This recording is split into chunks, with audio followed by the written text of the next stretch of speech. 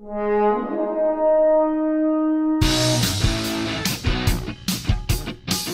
and welcome to Minute of the Apes, the daily podcast where we break down every damn dirty minute of the Planet of the Apes 1 minute at an excruciating time. But it's so much fun, it's not really excruciating, is it? I'm Todd. Across from me I've got Sean and Richard. Say hello, boys. Hello, boys. Hello. Hello, boys. So we're at minute 99. It's Thursday of this week. Yes. Sean. It's 2:22, guys. 2:22. It's I can actually remember that date. Can it be 2:22 forever? I know. No, it can't. No, just okay. Let you know. So screw off. We're going to start minute 99 with Zayas saying 99?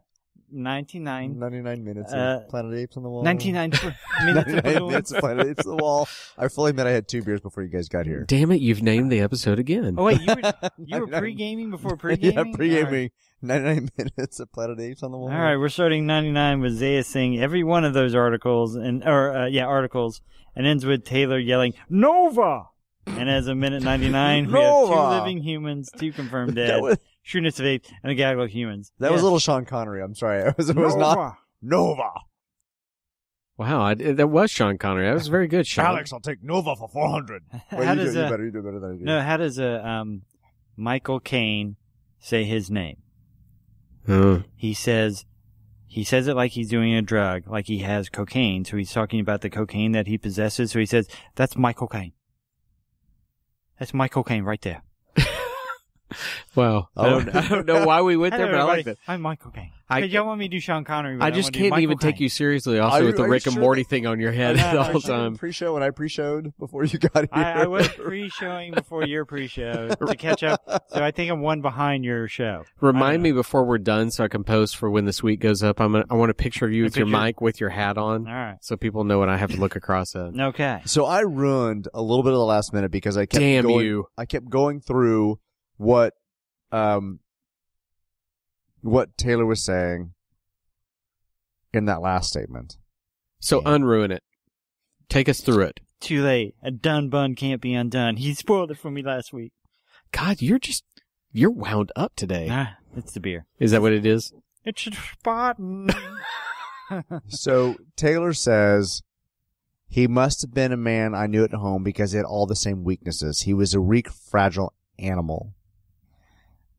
And he says, but he was there before you and he was better than you are. And Zayas jumps in and says, that's lunacy. I can offer an alternative description for every one of those articles of yours. Which makes sense because which proves he's just as ingenious as something. My handwriting is terrible.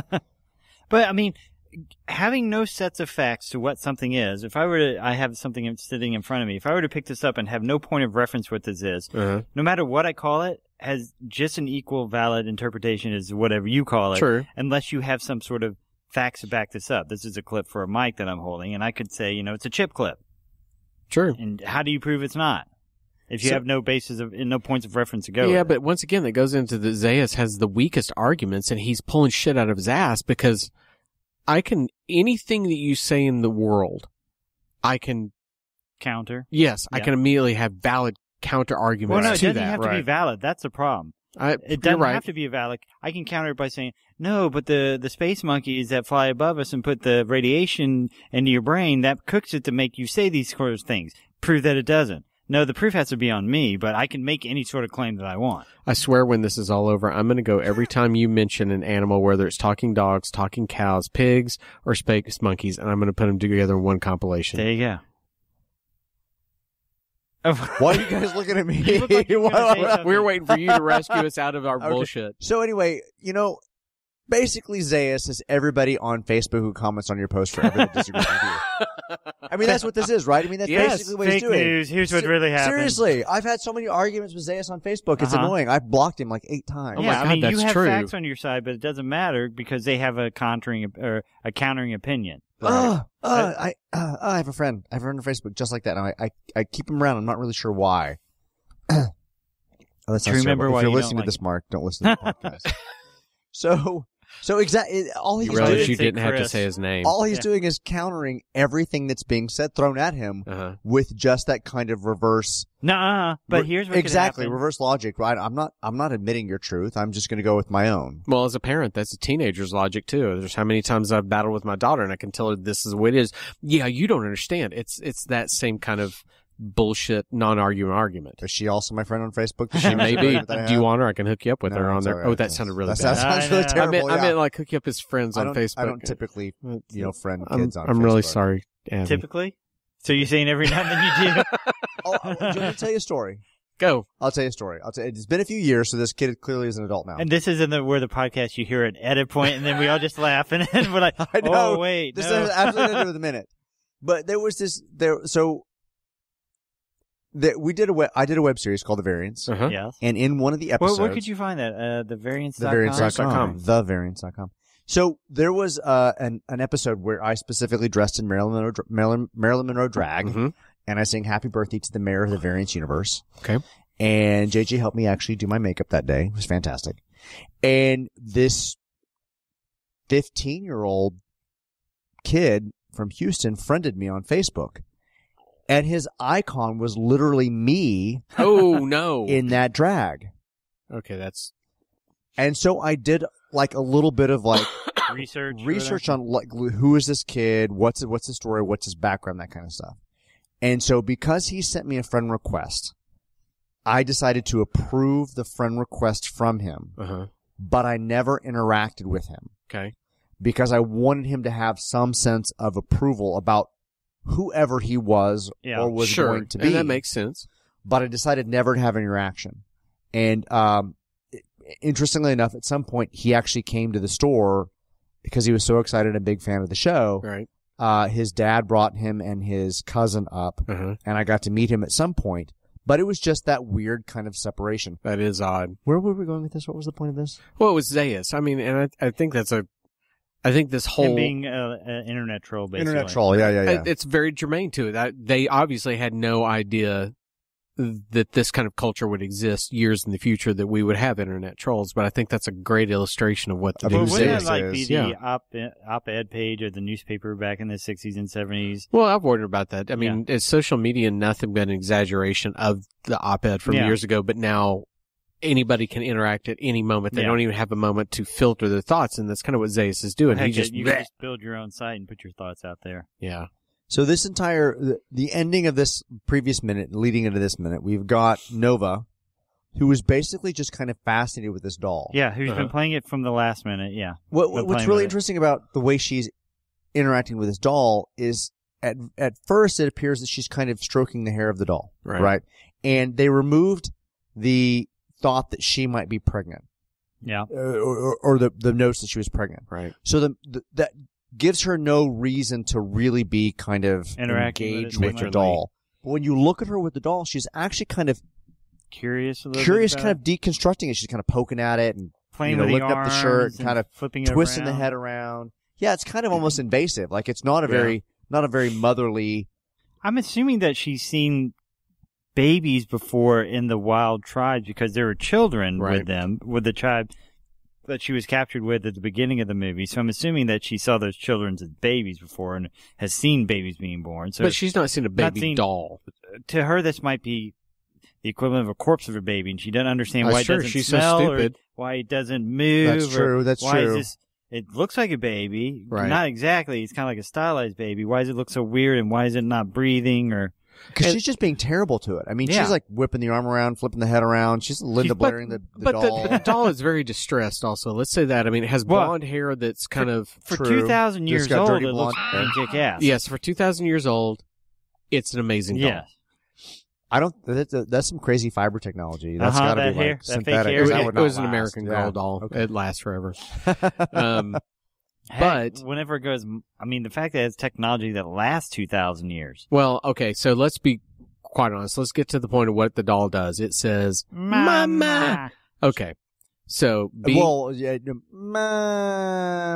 Yes, like it But it also has a battery that lasts forever. Well, I'm thinking it's one of these boxes that has a diaphragm in it that when you flip it over. But I'm also going to call bullshit on that because as the father rotted away. As the father of a daughter who we've had countless dolls, you know, whether those dolls have the eyes that open or make mama noises or whatever, that shit breaks. And your child's heart's broken, you know, and that's the way it is. Bullshit that thing lasted 2,000 years and is working that beautifully. My brother-in-law has 3 sons, and they are, you know, a couple of years apart, and so we would always babysit when they were younger. And I can just remember the piles of Power Ranger toys or whatever, swords, whatever, that they would get. They'd put the batteries in, and when the batteries ran out, it doesn't work anymore, but you can still play with it. They never replaced the batteries, so that anytime they had a toy that made noise, it lasted until the batteries didn't work. You can still play with the toy, but there are no new batteries for it anymore. I guess it just doesn't work anymore. You know what never dies? A Furby. And you've tried, damn it. Microwave, shotgun, sword. No, I'm serious. Exorcism. I moved. Like, what that toy is like, 20 years old? Okay, maybe not that long. 15 years. And it just woke up one day? Yeah, I moved, and I moved again, and then, like, I found it in a box. I don't know why I packed it. I don't know why I had it in my box, and it, like, came alive and scared the crap out of me. Yeah. It's basically the Annabelle of Furbies. And exactly. So what they've uncovered in this dig is Annabelle. Yeah. There you go.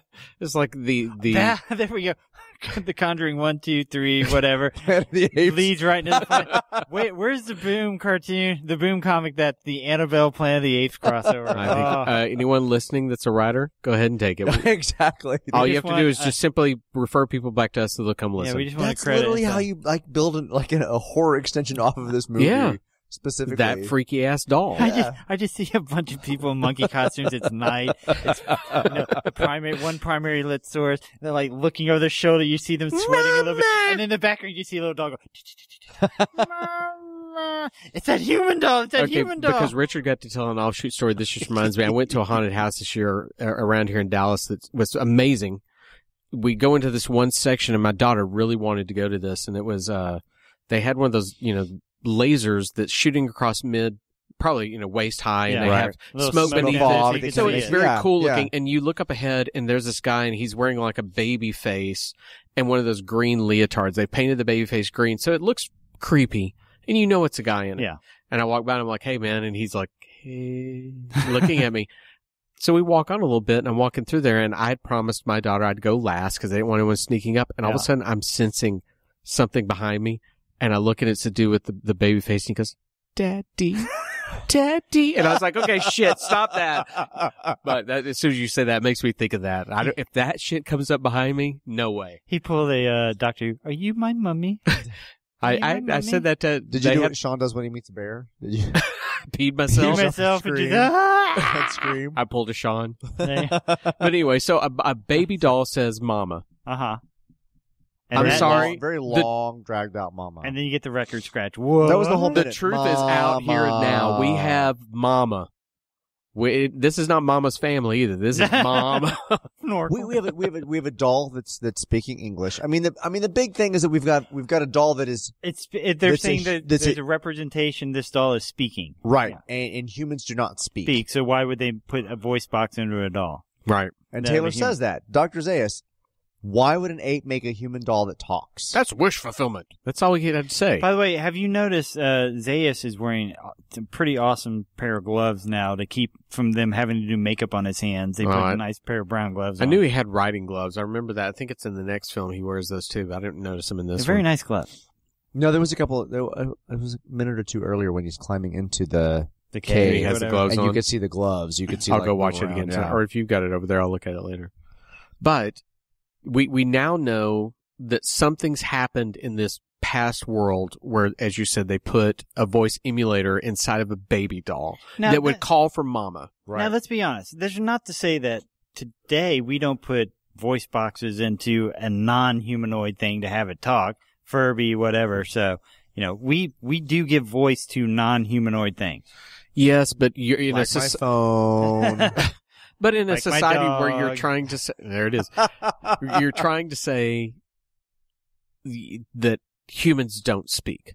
I understand. I understand what they're doing, but from an internal logic, we give things voice that don't have voices. Yes, we do. They're saying the only reason this could happen is because human talk. When technically there could be other rationale, but let's go with the actual reason. So bring it back to Gwen Stefani. Yeah. Don't speak. I know just what you're thinking. Mama.